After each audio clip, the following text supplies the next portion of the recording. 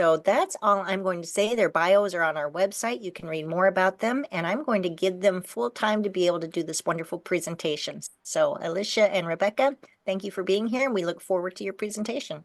All right, thank you, Marianne. Good morning. Welcome to Feeding Your Community Sustainably. My name is Alicia Manchin, and I have worked at the Des Moines Public Library since 2006 and started managing the Southside branch in 2022. And good morning, my name is Rebecca Cloud. I am the Adult Services Librarian at Southside, and I have been here since 2019. So we are thrilled to share our story of our journey in setting up a community fridge on the south side of Des Moines and some of the valuable insights that we've gained about our community and sustainable practices. So before I get into the details of what we've done at the Southside Library, I do want to talk about what prompted us to explore sustainability at the library and why we decided this was important. So it was in March of 2022, shortly after I started at South. And it was during that time I did the usual things, getting to know the staff, the patrons, the community. And it was from staff that I learned about community fridges. So this prompted me to learn more about food insecurity across the country and how libraries are supporting food rescue networks. It was at the same time that I started exploring sustainability movements in public libraries, which ranged from environmentally focused programming to improving library infrastructure. And I'll admit, initially, I questioned whether public libraries could truly have an impact in this area. And then I read about ALA adding sustainability to its core values, and then a description of its triple bottom line practices, which you can see here on the slide. Some of their examples that they used were things like reduce food waste and food sovereignty.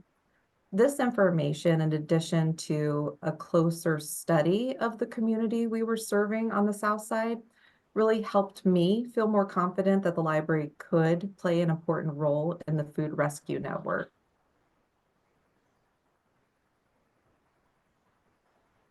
Before diving into details about the community fridge, I think it's really important to give a background into the demographics of the South Side of Des Moines and the community we serve. I think most of us working in libraries have a real love for data. I know I can't get enough of it. So hopefully all of you will enjoy these little tidbits about our library system.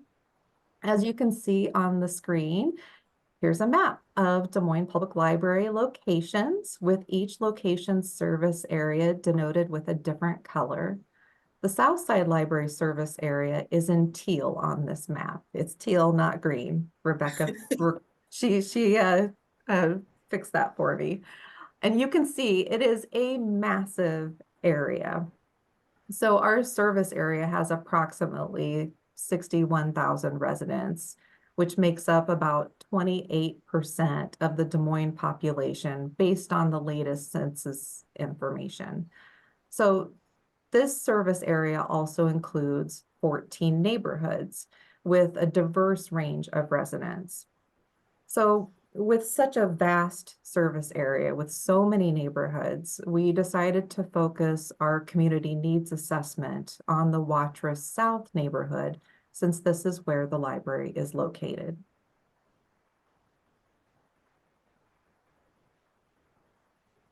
So as my personal interest in food security started to grow, I started attending community work groups like Opportunities Food Insecurity Group through United Way. And it was through these meetings that I started to build a network of people working toward a goal of sharing resources and providing support. And it was during one of these meetings I learned about the opening of a new pantry on the South Side by DMARC. DMARC is a social services organization that provides a multitude of services in the Des Moines community, but I think they are primarily known for their food pantries. So at the grand opening, there were several stations set up, including large maps of Des Moines. When I saw this map, for the first time, I was a little stunned. I I really had no idea the depth of food insecurity in Des Moines or how it may impact our patrons walking through library doors each day. And just for clarification, food insecurity is defined by the USDA as communities with limited or uncertain access to adequate food. So as you can see on this map, the Southside Library is located in the 50315 zip code, and that's towards the bottom of the map in a very dark blue. It has one of the highest concentrations of food pantry use in Des Moines. I was aware that the 50315 area and Watrous South neighborhood had a high number of households living below the poverty level, but I didn't really understand how widespread the issue was for our library patrons. DMARC also displayed maps highlighting the prevalence of food deserts or areas with limited access to affordable and nutritious food. And it was really after this tour of DMARC's facility, researching the library's community and learning about public library efforts to help communities facing food insecurity, that I decided it was time to see what the Southside Library could do.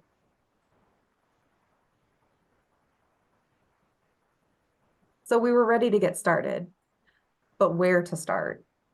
Rebecca and I were directed to reach out to Eat Greater Des Moines, since they oversee a majority of the community fridges in the area, and they have an extensive food rescue network throughout Des Moines. And as luck would have it, they were looking for a location on the south side to place a fridge.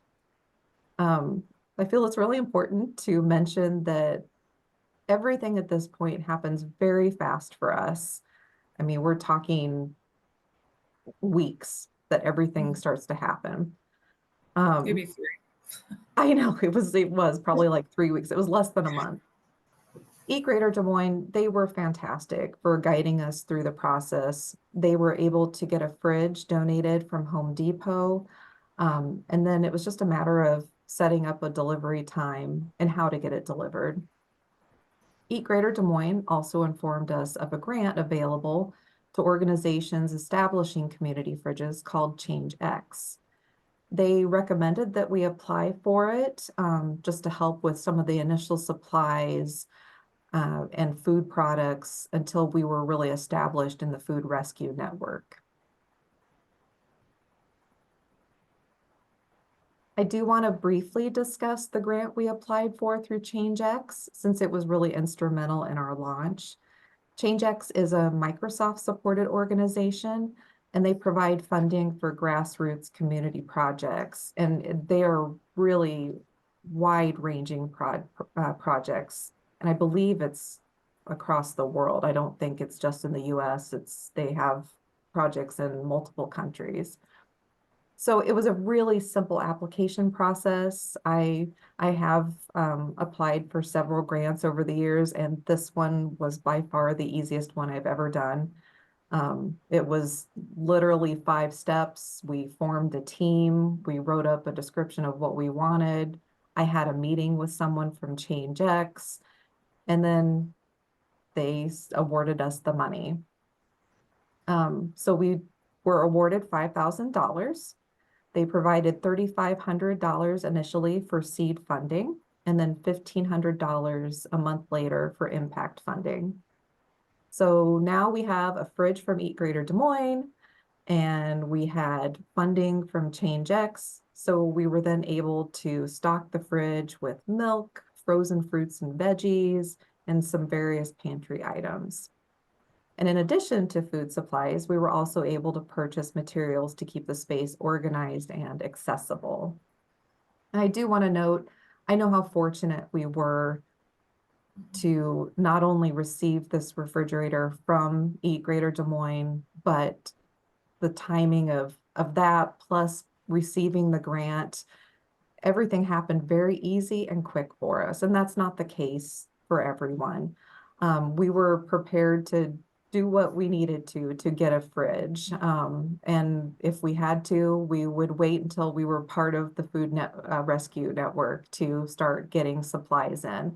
We were willing to wait. We were just lucky that it all happened the way it did. So getting started. After we set up a delivery time with Eat Greater Des Moines, we needed to decide where we're going to put this fridge. And so although South has a very large service population, the building doesn't have a lot of space or outlets.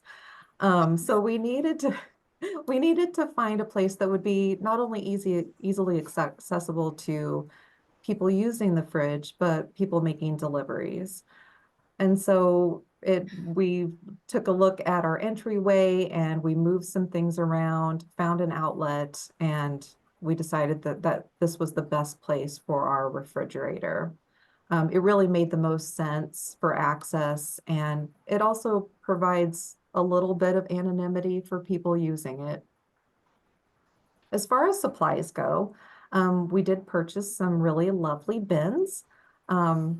As you can see, they are stacked on top of the refrigerator because we had dreams of this fridge that would be nice and orderly and clean. And that's just not the reality of what happened. When we started receiving deliveries, we didn't fully understand the amount of items that we would receive. And so we needed the space for the food. So those bins haven't been used. We've tried to use them in the pantry area too, but the food comes and goes so quickly. It was a nice dream, but it didn't last. We also purchased a scale because we thought maybe we would take bulk items and divvy it up into individual portions, but that hasn't quite worked out because again, food comes and goes so quickly. I will say one of the better purchases we made, the clear floor mats in front of the fridge. Those have been really great for protecting our carpeting from, spills. Sometimes the community fridge can be a little messy. Like during the summer, we receive veggies and there's dirt and, corn husks are coming off, and sometimes the fruits or veggies will start to turn and there will be a little leakage. So those mats, I think, have been my favorite purchase. Regarding marketing, we didn't do a lot of marketing. A, it happened so fast, and B, I really think the best marketing is word of mouth. And we are really fortunate because our Southside Library team is very involved with community organizations. So we were able to share this news when we did outreach or library presentations. We also had a lot of support from the Eat Greater Des Moines network. They immediately notified everyone in their group that Southside Library now hosted a community fridge and that we were ready for deliveries. Eat Greater Des Moines also provided a poster that you can see here on this slide. It was designed by a local artist, and it sort of goes over what the expectations are for how to use the community fridge. And I'll touch briefly on staff training and let Rebecca discuss volunteer training. For staff, I essentially let them know about Eat Greater Des Moines guidelines, specifically that we would not be monitoring the fridge. We really wanted to keep this new venture as trouble-free for staff as possible. And we also emphasized that the volunteers would be in charge of stocking and cleaning the fridge. I wanted staff to maintain their role as information professionals and simply share information about the fridge. I did ask staff to tell patrons that we do not have a regular delivery schedule. I was hoping to avoid lines of people and disruption, which had become an issue at other community fridge locations. So it was finally launch day. Southside Library launched our community fridge on October 7th, 2022. It was a soft rollout, no big announcements or anything like that. We had the donated fridge from Eat Greater Des Moines, and we had ChangeX grant money to buy food. The staff, we were all very, very excited about the fridge, and it was hard for us to not watch the fridge all day long and celebrate every time someone noticed it or opened it. We did have some questions from patrons wondering what it was, why it was there, could they use it? But honestly, it didn't take long for people to just start using it on a regular basis. Okay, so a big part of both the sustainability aspect and of taking care of the fridge really depends on our volunteers. And Southside is really lucky in that we have a really dedicated group of volunteers and quite a few. I initially recruited about 3 volunteers that were existing, and through word of mouth, we did obtain a few more volunteers who were specifically interested in helping us with food rescue at the Southside Library. So we started off with 4 volunteers, and they had way more training than staff did. We spent a lot of time talking about the ethics of the fridge, in that we do not make any judgments on what people are taking or how much. It's not our business. We also talked quite a bit about the cleaning of the fridge and merchandising. The fridge gets opened all day long. It gets opened probably anywhere from 50 to 80 times a day. Um, Most of our patrons will open it when they come in, take a look, and then close it back up.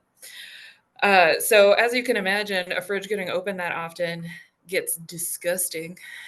So we talked quite a bit about how food can decay, how to clean it, how to take the food out, the difference between an expiration date and when something is actually gross and it needs to leave. We did also talk quite a bit about prolonging types of food. On Thursdays in particular, we often get a fair amount of bread. I did all the training to Janelle. So we freeze quite a bit of bread. I have a dream. We get a lot of bananas, of cutting up the bananas and putting them in little bags, but we're not quite there yet.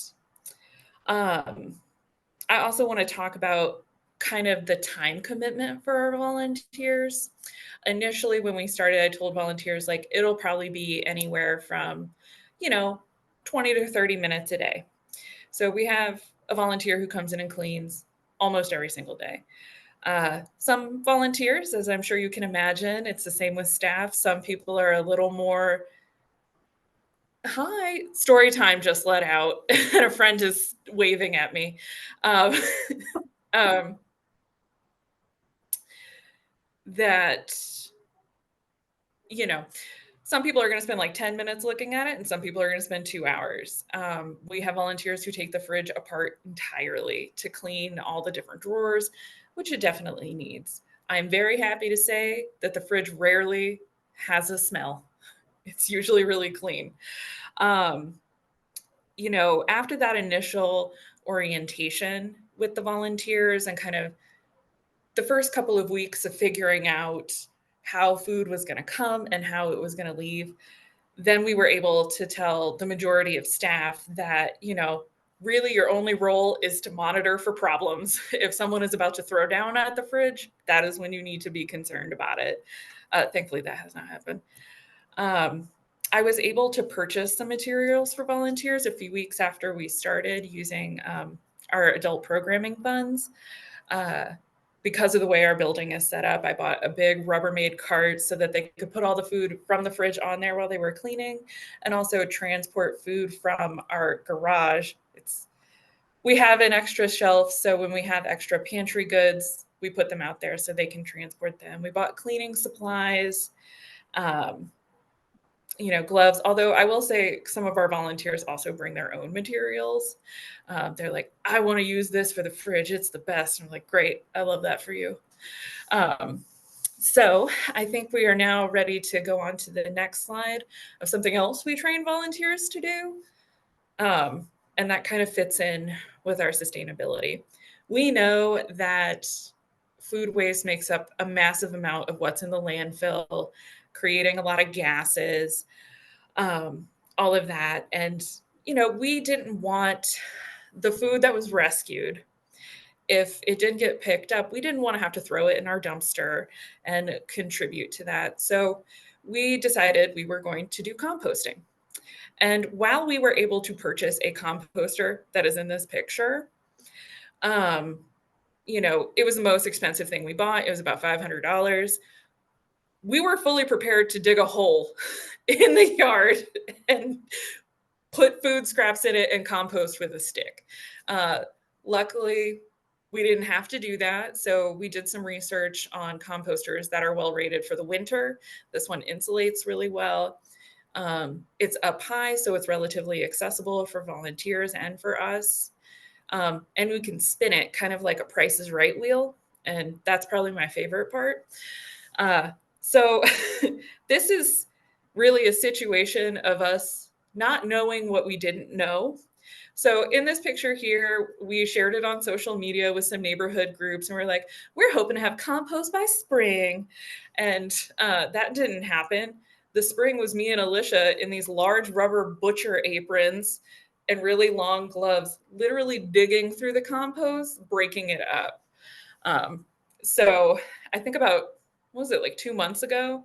Yeah. Someone on social media posted this, giving us some information about, our pipe dreams, that it would be a full year until we had some compost. I am happy to report that it is turning into dirt now. We're very excited. One thing that I did find kind of funny about this was, so we have plenty of trash cans around the building. No problem there. They're very accessible. You can easily just throw something in. This composter is not real easy to open if you don't know how to open it. But whenever we go in there, we find like plastic fruit roll-up packages. So someone is opening it to put their trash in there. We're not really sure how to mitigate that at this point. It's just when we put on the long gloves and we take out the plastic. And so it's been a journey. It's been very exciting, the composting. I think we're ready for the next slide, Alicia. So donations, like Alicia said earlier, the fridge was something that we were going to do regardless of whether or not we got money. And so when we were thinking about it, we were like, how do we take donations? If we take them, initially, we were not going to take any donations. But as I'm sure you will find in your communities, if this is something that you do, your community wants to help each other. They want to help you. They want to help make the library a hub for the community and support everyone. There is a young friend staring at me, so I'm going to wave. Hi. And so as soon as we had the fridge and they were coming up asking us about it, the next question immediately was, how do I give things to it? And we were like, oh, no, not right now. We depend on food rescue. That lasted all of a week because then people were just bringing things.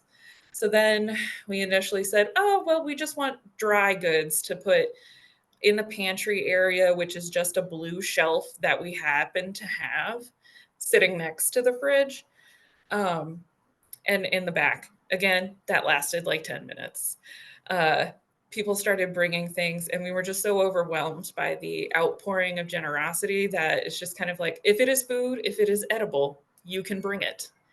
So we don't have many guidelines as far as, I do know of some food pantries who are like, we don't want Chef Boyardee. We'll take it. We will have it. You don't have to bring it to that other one. Occasionally we get donations of money. We have some kids who will spend their birthday money going to Aldi to buy food for the fridge, which is just so heartwarming, and different community agencies. So donations are a bit of the Wild West for us, but there are some examples of other ones that are a little more stringent. I think we're ready for the next one, Alicia. Alicia's controlling the slides. So I wanted to talk about some of the challenges and some of the lessons we learned. Aside from that, we really didn't know anything about composting and our bad dirt in the yard. It's literally just clay and like 3 worms. So it's not great. One challenge that we had come up is with deliveries from Eat Greater Des Moines, from community members. We have a patron who very shortly after we started the fridge came up to us and said, "Hey, my church does food rescue. Can I add you to our list?" And we were like, "Yes, absolutely. It's great. He comes once or twice a week." With that, though, because the deliveries are not run by volunteers, we have almost no control over when things come. Um, Sometimes they come before the building opens and they'll beat on the door and we'll have to go out there. And sometimes they show up like 20 minutes before we close, which can be very stressful for staff, especially if it happens on a Saturday. Because, as I'm sure is in your building, the staff changes every Saturday. Some people are a little more comfortable with it than others. And, whenever there's a delivery, luckily we don't have many issues, but something could happen. And so I did want to talk about one incident that we did have between a delivery person and a patron who used the fridge. In the earlier slide with the poster from Eat Greater Des Moines, it says things about not policing other people's use of the fridge. Over time, this delivery person had mentioned several times of one patron taking more than he thought they should from the fridge. And he confronted her one day during a delivery. And so that delivery person no longer comes, the patron does. And it ended up being a good time to remind everyone about those ethics surrounding the fridge. Kind of like here in the library, we're not judging what you're reading or how many books you take. It is the same with the fridge. Maintenance and usage and it being empty all kind of come together for me. So maintenance, we really depend on the volunteers for that. So even though sometimes I know we all want to go and like straighten the shelves, it's the same at the fridge. So sometimes we have to be like, you do not have to touch anything out there if you are staff, unless something is truly egregious, which happens very rarely. Occasionally we got a comment on social media a while back that was like, the fridge was so dirty. But our community they're such a funny group. Someone commented, well, why didn't you clean it then? We didn't have to do anything about it. I think that person just came before a volunteer got here. The biggest concern that we get from people now is about the fridge being empty. In fact, yesterday, a patron asked me, when do we get deliveries? And I could answer her truthfully in that, we don't really know when it shows up. It just kind of shows up. And she said, I've been here 3 or 4 times and the fridge is empty, but then I came one time and it was overflowing. I was like, that's just kind of the nature of it. Food tends to go out very quickly. As soon as it comes in, it's like almost out. We're a very busy location. And like I said, people are opening it continuously throughout the day. I think Alicia can hear it open in her office throughout the day too. Yep. So that is always a concern for people. And we'll have people call us and be like, is there anything in the fridge? We'll go check. Sometimes there is, sometimes there isn't. And, that's just unfortunately something that could happen. Yeah. So overall, the community fridge has been very successful for our library and the community. Patrons are happy to have a safe and non-judgmental place to find food to supplement their groceries. And I think for us, it's been really fulfilling to be part of the food rescue network in Des Moines and we know that we aren't going to solve the crisis of a food desert or food insecurity, but it's nice to know that we're just a small piece of maybe a solution. One nice story that Rebecca shared with me, we had a patron who would come into the library regularly, and she just wanted to thank us for the community fridge. She said that her family doesn't qualify for assistance, and she never really thought of herself as someone needing it. But she'd been grabbing a little bit each time, and she thought maybe it'd be around $20 a week or so. But she just wanted us to know what a blessing it had been for her, and she wanted to thank us and everyone involved in the food rescue network. And she was really excited to share it with other people. Like Rebecca said, we've had some really wonderful donations from, kids spending their birthday money, food drives by some local businesses. We get extra vegetables from new and established gardeners. And even we had an HVAC project here at South that was massive, and even some of the workers for that started donating money to it because they saw how valuable it was to our community, whether they lived here or not. So I had my reservations about the community fridge and what it would mean for our library and the staff. And I was fully prepared to pull the plug on it if it became a problem for staff. But I think I can speak for all of us here that it's been a really, really beautiful community experience. Even just when I'm at the desk and I overhear people having conversations with each other, it might be just talking about their favorite kind of drumstick that's in there that day, but there's something uplifting and wonderful about it. And I think I appreciate that in particular. I don't know if you have anything to add, Rebecca, but Yeah, and I have been really inspired about how patrons in our community, aside from food, have really noticed needs of other community members. We ended up having a volunteer who knits, and she said, can I knit some hats to be put out by the community fridge for the winter for people who need extra winter clothing? Sure, absolutely. And it's just made patrons and the community in general, I think, a little more thoughtful about one another. And this has been a dream come true for a long time. So I'm so happy it worked out.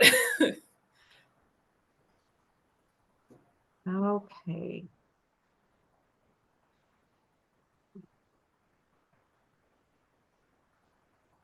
So we're just going to briefly touch on future plans. I think we have hopefully another 5 minutes, Marianne. So we hope to expand our pantry. As you saw in the earlier photo, we have just a small bookshelf. We're hoping to actually establish some permanent shelves in the area. As far as programs go, we're hoping to do more with like either a seed exchange or seed library. For the past 2 seasons, we have been harvesting seeds from our pollinator plants. I shouldn't say we, I say mostly our volunteers have been harvesting them. And so then once we harvest and dry them out, then they get shared with anyone who might want to start their own pollinator plants at home. We also have some sustainability programs like a swap program that we started in last year, where we have patrons come in and they can exchange things like puzzles or yarn or even gift wrapping paper, just an effort to keep things out of the landfills. We hope to establish a vegetable garden at some point. That's my personal dream. Yes. I would, there's not a community garden on the south side of Des Moines, so I would really like to have something here because we have a lovely green space. As Rebecca mentioned, we finally have compost. So we're hoping to provide compost samples to patrons who might be interested. I know it might seem a little bit odd, but we're maybe a little bit of an odd group. So we're going to try it and see what happens. I would also like to do a waste audit. I think most libraries, we can admit that we all use a lot of paper. And I think there are ways to reduce the amount of paper that we use. And I'd also like to, maybe identify things around the library that we can reuse or repurpose instead of adding them to the landfill. Such as our shredding, it can go in the compost. Exactly. So, and the last thing is we would like to expand on some of our pollinator efforts. As I mentioned earlier, we have planted lots of pollinators in front of the building, but we've also added things like bug hotels and bird feeders, and we've really tried to we've tried to offer an interesting nature experience for our patrons when they come into the building. And I think that's also been something we've really enjoyed doing, educating our community about what sort of critters we want in our community because they're helpful. And then finally, we do have a list of resources, and I'll throw this in the chat. Just some of the things that Rebecca and I have used over the last few years to learn more about sustainability and community fridges. And then I do have down at the bottom in the news, we've been fortunate to be featured in some articles. We were in American Libraries, which I guess outside of library world isn't such a big deal. My family wasn't very impressed, but everyone that works in a library, they thought it was neat. So we will make sure and pop that into the chat. And that is all we have for today. I hope if anyone has any questions or they need support in any way whatsoever, you can reach out to us. Mm-hmm. We definitely want to talk to you. And if you have Wonderful. ideas for us too. I have a lot of questions for you, so we're going to see how many of these we can get through in the next 10 minutes here. Okay. Someone asked early on, do you have a different area for your food pantry, but you later said you have the blue shelf for the staples next to the refrigerator, so it's all in one area, correct? Yes. And that's in your lobby? Yeah, the lobby the whole building is shaped kind of weird. I usually describe it like an accordion. Yeah. So it's kind of like in this corner next to a window at an angle. Okay. Someone else asked, and this is a good question. Did you sense any kind of competition with other food pantry areas about getting donations? Because someone said this has been a concern of a local food pantry in their area that said, well, if you start that, then what's going to happen to our donations? Maybe people will donate to yours, not to mine. Did you sense any kind of competition? I will say yes, because I feel like it's important to be honest. If anyone that lives in the Des Moines area, there has been a lot in the news about the Food Rescue Network. So, and with us, I mentioned going to DMARC with their food pantry right here on the south side. I have made multiple attempts to make a connection with them and try to form sort of a partnership, but I learned pretty early on that people are very guarded and they're worried that if they do share that they will lose. So that does exist and it has been a concern, but we're lucky because Eat Greater Des Moines, they have their own food network, network going.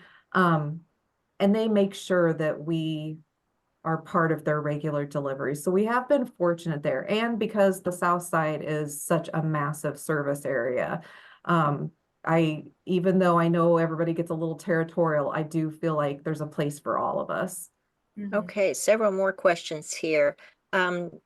Can you just very briefly, I think you touched on this in the presentation, did you outsource the training for your volunteers? You didn't actually do that, did you? No, I did all of it. Oh, you did it. Okay. I did a fair amount of research. I put together some slides for volunteers, worksheets, checklists, Okay. a variety of things. Okay, and are you willing to share some of that information that you've already? Absolutely. Okay, Yeah, when I great. get back to my desk computer, I'll pull it All up. right, I'm sure people will be interested in that. Another person asked, do you have any type of restriction or qualification requirements on who can use the pantry? Absolutely not. That's one of the main goals of the fridge. And I will say for our deliveries, a lot of the people who deliver be like, I like to deliver here because at other locations, that people are being asked for IDs, verification of income and things like that. And that's just something we wanted to avoid. The working poor is definitely a thing. So like in the story that Alicia talked about, that person was not eligible for assistance, but that $20 worth of food from the library really helped. So we are a no, you don't No have to questions tell them. asked, right? Yeah. And it was a stipulation of Eat Greater Des Moines for the donation of the fridge. It was required that we were not to police the fridge in any way whatsoever.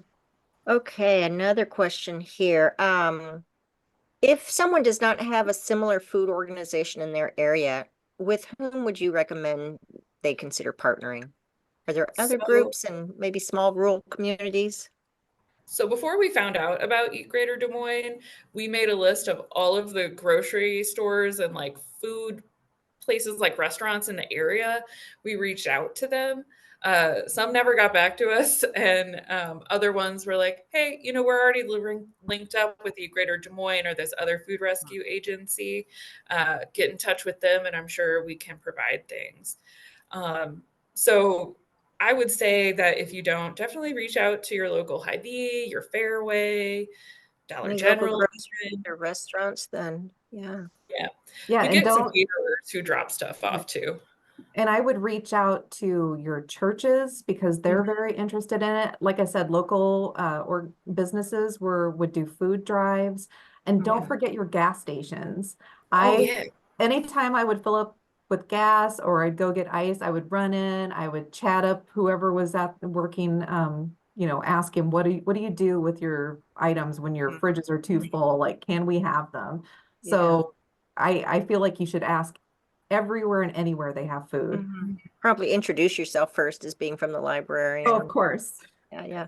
Okay, someone said they had previously worked with a food pantry type of organization, and insurance requirements were quite stringent as far as expiration dates on food. Have you had that kind of issue where you have to check and double check on expiration dates because of insurance reasons?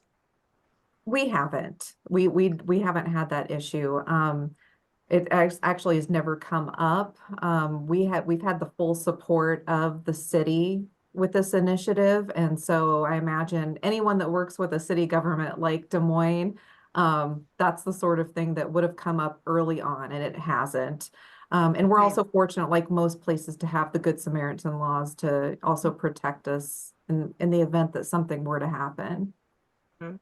Uh, can you tell us where you got your composter? We got it on Amazon. I Of did. course, Amazon has Do we everything. want to spend money on Amazon? No, but we're also on a budget. Uh, so after some of the research, we used some of those links, and when we found the one we want, price comparison, Amazon was the And again, I'm cheapest. sure that's something you would share if someone were to contact you directly. Do you let kids use the area? There were concerns about kids maybe just making a mess, being loud and rowdy with the food. You said you didn't have any I I restrictions. was worried about that. I mean, that was a big concern for me because I thought, okay, in our customer behavior policy, we have no food, no eating. And here Mm, we are bringing a fridge and all this food into the library. So I was worried, but it really hasn't been an issue. We do allow people to, if they need a snack, we do allow them to consume it in the entryway, but not in the main part of the library. But we have been fortunate that hasn't been an issue for us. yeah, good. Um, Someone asked, and I don't think you had this in your list of future goals and projects for this particular service, but they said they have received donations of vegetables that they call the odd vegetables, the one that everybody picks it up and goes, "What is Oh, this?" yeah. Have you anticipated or planned to have any kind of cooking classes to help people learn how to use some of those less familiar vegetables?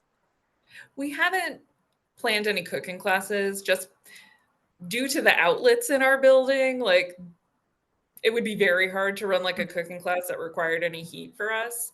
I But think that could be a we fun do have idea, though.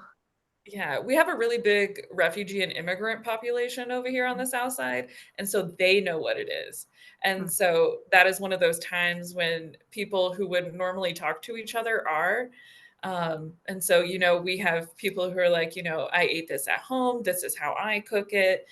And like they're swapping recipes. So Yeah, that's we've been great. lucky in that regard. Yeah, fun. And I would say just provide some recipes to the person in the Yeah, audience who asked the question. I eat a lot of vegetables. I love vegetables and just eat tons me of too. vegetables. And I have found that you can usually roast them just about any Mhm. kind. So that's always a good solution.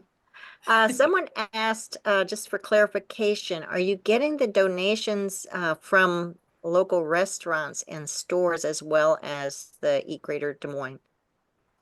Yeah, sometimes there are stores that we'll kind of add things into those church food rescue deliveries, and like they know specifically where it's going. And we'll have restaurants, especially when they do like big catering services, bring over the leftovers and prepared meals, which is really great for our unhoused population. Like if you and your kids, you're having a like a supervised visit, boom, there's the meal for them. So word has gotten out. We didn't reach out to caterers necessarily, but they found us. That's wonderful. Someone mentioned, and I should have thought of this too, ISU Extension has wonderful presenters for food-related things. That could probably be a good place to look if you're looking specifically for someone to help learn how to cook different types of vegetables. Another person has asked, how far does the Eat Greater Des Moines reach outside of Des Moines? I don't know if you know that. That might be a question that I would recommend just contacting Eat Greater Des Moines directly to find that. But do you happen to know how far out beyond the metro they go? I'm not sure off the top of my head. Okay, and lots of comments saying you're just doing great things for your community, and this is wonderful information, and thanking you for being presenters here today, and I would agree with that. It is something that I know in my district, I have several small libraries that are doing this, so it doesn't have to be a big library system like Des Moines or a large branch location like you have with multiple employees. I have some libraries that have maybe 2 or 3 employees, and they have a community fridge. So it is something that can be done. And at the very least, during the summer produce season, if you just sit out a table and say, hey, do you have extra zucchini and tomatoes? Because everybody who gardens has extra zucchini and tomatoes. Bring them and put them on the table, and we'll just swap veggies. That can be a really simple thing that libraries can do as a starter too. But thank you so much for all of your information. And I believe that I am speaking on behalf of Samantha Bowers, our continuing ed consultant, when I say we will be posting the recording as well as the assorted resources that you've provided. You have a wonderful resource list. So thank you for putting that together. I'm sure we'll make that available too. And Brenda just posted that the ILOC webpage is where you can find your next session. There's also information there about the continuing education form, and Brenda has just posted that link as well. Thank you both, Alicia and Rebecca, for this wonderful information, good slides, good presentation. And I hope that all of you will continue to attend ILOC throughout the day. You will not want to complete the continuing ed form until it's your very last session of the day. And don't forget that we are recording all of the sessions, so you can access the ones you weren't able to attend today and share them with your staff and your library board. Thank you all. Bye. All right, Thank you.